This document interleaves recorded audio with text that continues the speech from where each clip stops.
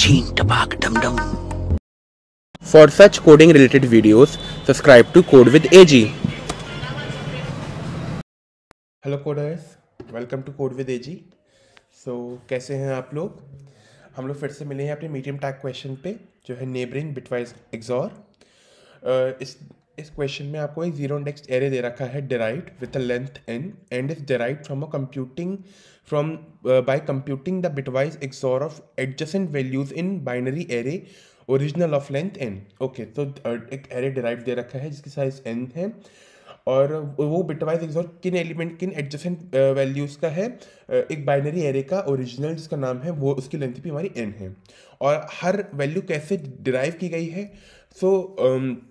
हर value derive की गई है if i equals to n-1 derived is equals to original of i XOR original of 0। ओ अच्छा, अगर वो लास्ट एलिमेंट है, अगर हमारा एक्सॉर लास्ट एलिमेंट है, लेट सपोज हमारा एक्सॉर 1 1 0 हमें दे रखा है डिराइव्ड। अगर हमारा लास्ट एलिमेंट है तो हमारा डिराइव्ड की वैल्यू क्या है? डिराइव्ड हम इसको और इसको एक्सॉर करेंगे, हम इन दोनों को एक्सॉर करेंगे तो वो हमारा डिराइव्ड में जाएगा। और वरना हमारा डिराइव्ड क्या होगा? जिस पोजीशन पे हम हैं और आगे वाली पोजीशन उसका एक्सॉर। तो मतलब बेसिकली हम एक सर्कुलर एरे टाइप को कंसीडर कर रहे हैं, ठीक है ना। Given an array derived, your task is to determine whether there exists a valid binary array original that could have been formed. Return true if such an array exists or false. Okay, ठीक है। ये question काफ़ी easy है करने में। अगर आप इसको देखें तो मैं आपको इस क्वेश्चन में दो अप्रोच समझाऊंगा कि दो अप्रोचेस आप इस क्वेश्चन को कैसे कर सकते हैं। तो पहले हम क्या सोच सकते हैं कि एक जो ब्रूट फोर्स अप्रोच है, पहले हम इसकी ब्रूट फोर्स अप्रोच को ध्यान करते हैं कि हमारे पास डिराइव्ड दे रखा है और पहले हम इसका जो actual binary original binary array है पहले वो ट्राई करते हैं बनाने की, क्या कोई ऐसा एरे हमारे पास बन पा रहा है या नहीं, ठीक है ना। लाइक सपोज हम क्या करते हैं, हम पहला एग्जांपल ले लेते हैं जो है हमारा 1 1 0, ठीक है ना। अब हमारा ओरिजिनल जो एरे है वो भी हमारा 3 साइज का ही होगा बिकॉज हमारा इन दोनों का साइज सेम है ना। अब हम हाइपोथेटिकली मान लेते हैं कि हमारा स्टार्टिंग पोजीशन पे 0 ही है, हमारा स्टार्टिंग पोजीशन पे 0 ही है, ठीक है ना। ओके, नाउ अब हमें ये पोजीशंस भरनी है ना। तो पहले हम इस पोजीशन के लिए आए। इस पोजीशन पे वैल्यू क्या होगी? इस पोजीशन पे वैल्यू क्या होगी? डिराइव्ड पे इस पोजीशन पे एक्सॉर किसका स्टोर्ड है?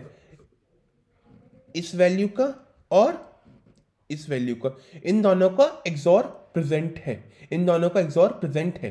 अब एक्सॉर आपको पता ही होगा, जब एक्सॉर हमारी जब डिफरेंट बिट्स होती हैं लाइक 0 1 या 1 0 तो हमारा आंसर क्या आता है? 1। और जब सेम बिट्स होती हैं विच इज 0 0 और 1 1 तो हमारा आंसर आता है 0, ठीक है ना। तो आंसर हमारा यहाँ पे 1 है, मतलब यहाँ पे बिट्स डिफरेंट रही होंगी। तो एक बिट अगर 0 है तो दूसरी बिट हमारी 1 रही होगी, ठीक है ना। Okay, now for this bit इसके लिए हम इस एक्सॉर को चेक करेंगे। मतलब हम जिस इंडेक्स को भर रहे हैं ओरिजिनल में उससे एक पहली इंडेक्स हम चेक करेंगे डिराइव्ड में।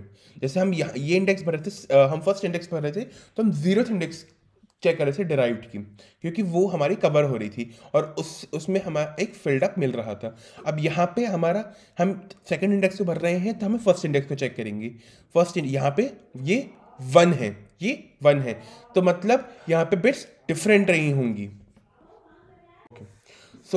जब हम इस बिट को हम अपने इस इंडेक्स को फिल करेंगे तो हम यहाँ पे चेक करेंगे कि हम इसके लिए किस अपने एलिमेंट को चेक करेंगे। इसके लिए तो हम 1 को मैच करेंगे इस इंडेक्स से और इस इंडेक्स से, ठीक है ना।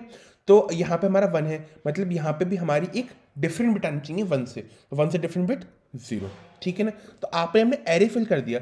अब आप अपनी जो पहली कंडीशन थी वो सेटिस्फाई करके देख लो कि क्या हमारा जब आई हमारा यहाँ पे i-1 था, n-1 था, मतलब लास्ट इंडेक्स पे हमें इसको भी चेक कर लेते हैं ना। ये हमारी चेकिंग कंडीशन होगी कि क्या हमारा एरे सही है या नहीं है ना। ये हमारी चेकिंग कंडीशन रहेगी। अब हम यहाँ पे चेक करेंगे, यहाँ पे 0 है, इसका मतलब जो एरे का स्टार्टिंग एलिमेंट था और एरे का जो लास्ट एलिमेंट है उन दोनों का एक्सॉर हमारा 0 आना चाहिए। तो जब हमारा स्टार्टिंग एलिमेंट क्या है 0, हमारा एंड एलिमेंट क्या है 0, ठीक है ना, और दोनों जब सेम होते हैं तो आंसर क्या आता है 0, ठीक है। तो हमारा एरे बिल्कुल परफेक्ट है, मतलब हम एक एरे ऐसा बना सकते हैं, तो आंसर हमारा ट्रू हो गया, आंसर हमारा यहाँ पे ट्रू हो गया। अब हम यहाँ पे एक फॉल्स आंसर वाला देते हैं, जैसे 1 0, यहाँ पे 1 0, तो हम पहले अपना एक 2 का एरे बना लेते हैं। हम अपने फर्स्ट पोजीशन पे 0 मार्क कर दिया। अब हम अपनी फर्स्ट इंडेक्स पे आए, फर्स्ट इंडेक्स पे हम आए। अब इसके लिए हम पहले कौन सी इंडेक्स डिराइव्ड की चेक करेंगे, जीरोथ इंडेक्स हम चेक करेंगे, ठीक है ना। यहाँ पे 1 है, यहाँ पे 1 है, मतलब यहाँ पे हमारा आंसर 1 आने के लिए यहाँ पर एक डिफरेंट बिट आनी चाहिए, एक डिफरेंट बिट आनी चाहिए। तो यहाँ पे 0 से डिफरेंट बिट कौन सी होती है 1, 2 ही बिट्स होती हैं, ठीक है ना। हमारा एरे पूरा हो गया। अब हम लास्ट बिट्स के लिए चेक करेंगे, लास्ट बिट के लिए चेक करेंगे। तो पहले हम इन दोनों का पहले हम लास्ट और फर्स्ट बिट का एक्सॉर कर लेते हैं। तो लास्ट बिट कौन सी है 1, फर्स्ट बिट कौन सी है 0, इन दोनों का एक्सॉर करा 1। क्या डिराइव्ड की लास्ट में हमारा 1 आ रहा है, नो, तो आंसर हमारा फॉल्स हो गया, बिकॉज ये आंसर हमारा किस पे आना था, ये आंसर आना था ओरिजिनल ऑफ 0 और ओरिजिनल ऑफ n-1 के एक्सॉर से आना था 0, और ये हमारा नहीं आ पा रहा। हम कोई भी केस ट्राई कर लें, हमारा आंसर ये नहीं फॉर्म होगा, तो हमारा ये क्वेश्चन ये एरे जो है ये इनवैलिड है। तो ये थी हमारी इस क्वेश्चन की ब्रूट फोर्स अप्रोच। पहले से एग्जीक्यूट करके देखते हैं, ये अप्रोच में बिल्कुल वेल एग्जीक्यूट हो जाएगी। सो पहले हम एक अपना साइज में फाइंड कर लेते हैं, ओके। अब एक वेक्टर बना लेते हैं,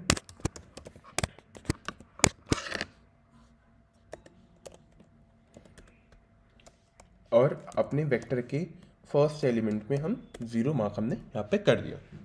अब हम 1 by 1 अपने हर एक एलिमेंट को ट्रैवर्स करेंगे फ्रॉम इंडेक्स 1, ठीक है ना। आप इंडेक्स 1 से एक एक एलिमेंट को ट्रैवर्स करोगे। पहले आप चेक करोगे कि जो डिराइव्ड के जो पिछला एक एलिमेंट पहले के डिराइव्ड है हमारा, क्या वो आपका 0 आ रहा है। अगर वो आपका 0 आ रहा है तो मतलब ये जो पर्टिकुलर जिस इंडेक्स को हम भरना चाह रहे हैं वो हमारी प्रीवियस इंडेक्स के बराबर ही है, वो हमारी प्रीवियस इंडेक्स के बराबर ही है। तो मतलब यहाँ पे हमारा v ऑफ i जो होगा वो हमारा v ऑफ i माइनस 1 के बराबर होगा, मतलब दोनों एलिमेंट हमारे सेम होंगे। और अगर ऐसा नहीं है, मतलब डिराइव्ड ऑफ i माइनस 1 हमारा 1 के बराबर है, तो फिर हम क्या चेक करेंगे कि v ऑफ i माइनस 1 क्या हमारे 1 के बराबर है। मतलब अगर हमारा ऐसा कंडीशन नहीं है तो मतलब दोनों एडजेसेंट बिट्स हमारी डिफरेंट है, दोनों एडजेसेंट बिट्स हमारी डिफरेंट है, ठीक है ना। तो हम यहाँ पे डिफरेंट आंसर स्टोर करेंगे, यहाँ पे हमारा डिफरेंट आंसर स्टोर होगा। पहले हम चेक करेंगे कि क्या प्रीवियस बिट हमारी 1 थी, नहीं, अगर 1 थी तो हमारा नेक्स्ट बिट में 0 स्टोर हो गया, और अगर ऐसा नहीं था तो हमारा 1 स्टोर हो जाएगा, ठीक है ना। मतलब यहाँ पे ऐसे हमने डिफरेंट स्टोर कर दी, ऐसे हमने डिफरेंट स्टोर कर दी। अब हमारा पूरा एरे कंप्लीट हो चुका है। अब हम फर्स्ट और लास्ट बिट का अपना एक्सॉर निकालते हैं। तो फर्स्ट और लास्ट इन दोनों का हम एक्सॉर निकाल लेते हैं। अब हम चेक करेंगे कि क्या ये जो आंसर आया है हमारा, ये हमारा मैच कर रहा है जो डिराइव्ड में हमें दे रखा था, बिकॉज डिराइव्ड का जो लास्ट आंसर है वो हमारे एरे के फर्स्ट और लास्ट से ही मैच हो रहा है, ठीक है ना। तो क्या ये मैच हो रहा है, अगर ऐसा मैच हो रहा है तो हम ट्रू रिटर्न करेंगे, और अगर ऐसा मैच नहीं हो रहा है, अगर पहले मैच नहीं हो रहा है तो हमारा फॉल्स होगा, बिकॉज हमारा ये एरे सक्सेसफुल नहीं बन पाएगा, और वरना हम ट्रू रिटर्न कर देंगे। I think it is fine. So एक बार रन करके देखते हैं। ओके, सबमिट करके देखते हैं। Okay, perfectly submitted. Now we will look at another approach. We have seen, like, for an array 1 1 0, which is a derived array, For this array, there should be an original array, if it exists, which is called A, B, C. This array is made from this, how? A XOR B, B XOR A, and this is, one minute. Let me say, this element is found by XORing these two elements, which is A XOR B. This element is formed by XORing these two, which is B XOR C. And this is formed by these two, A XOR C. Okay. So these are the three elements. Now, if we XOR all three of them, which is A XOR B, XOR B XOR C, XOR A XOR C. I hope it is clear to you. Okay. So here we can see every element is occurring twice. And you know that when in XOR, only odd bits can give answer as 1. Else every bits give answer as 0. So like suppose let's consider A as 1, B as 0, C as 1. Okay, so it will be equals to 1 mod 0 0 mod 1 1 XOR 1. Okay, so here 1 is occurring 4 number of times. You can try any permutation of A and B. Here we are getting answer as 0. So we will check if we are getting the answer of all the derived elements as 0. Means the array can be formed or the array cannot be formed. Note that XOR becomes 1 when there are odd number of ones. XOR का answer हमारा 1 कब आता है? जब हमारे पास odd number of once होते हैं. Like suppose अब हम इस क्वेश्चन को आराम से चेक कर सकते हैं. लाइक यहाँ पे हमारे ऑड नंबर ऑफ वंस है? नहीं, हमारे इवन है, तो मतलब एरे फॉर्म हो सकता है, ट्रू. यहाँ पे हमारे ऑड नंबर ऑफ वन है? नहीं, हमारा इवन नंबर ऑफ वंस है, हम एरे फॉर्म कर सकते हैं. यहाँ पे क्या हमारे ऑड नंबर ऑफ वंस है? हाँ, एक ही वन है, तो हमारा यहाँ पे एरे फॉर्म नहीं हो सकता. ठीक है ना.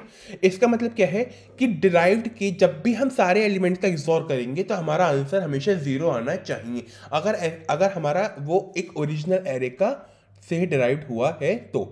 ठीक है ना. और इसका प्रूफ मेरा ये है कि जब आप सबका एक्सॉर करोगे तो सारे एलिमेंट्स आपकी इवन नंबर ऑफ टाइम्स अकर करेंगे. ठीक है ना. तो ये इससे भी सिंपल और ऑप्टिमाइज्ड अप्रोच है जो मैंने अभी आपको सॉल्व करके दिखाई. तो एक बार हम इस अप्रोच से ट्राई करके देखते हैं. इससे हमारा स्पेस कॉम्प्लेक्सिटी पे काफ़ी असर पड़ेगा, क्योंकि हम यहाँ पे एक वेक्टर ले रहे हैं, उसके बाद हम कर रहे हैं, लेकिन अब हमें कुछ करने की ज़रूरत नहीं. तो अब हम क्या करेंगे, हम अपना एक एलिमेंट लेते हैं ए इक्वल्स टू 0. जो हमारा आंसर है, आंसर को हम 0 ले लेते हैं.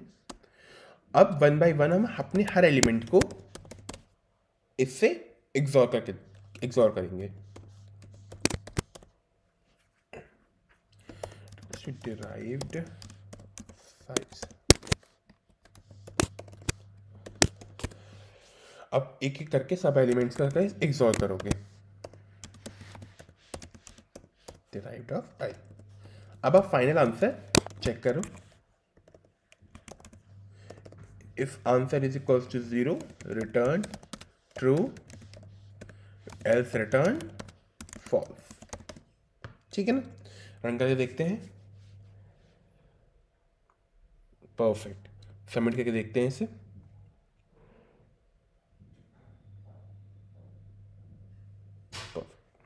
So I hope you have got the question. If you like the video, please like, subscribe and share and give a big thumbs up. और कहीं भी आप लोगों को कहीं भी कोई एरर लगे या कोई कंफ्यूजन हो, please get me down to the comment section. I will be happy to read all the comments. Thank you.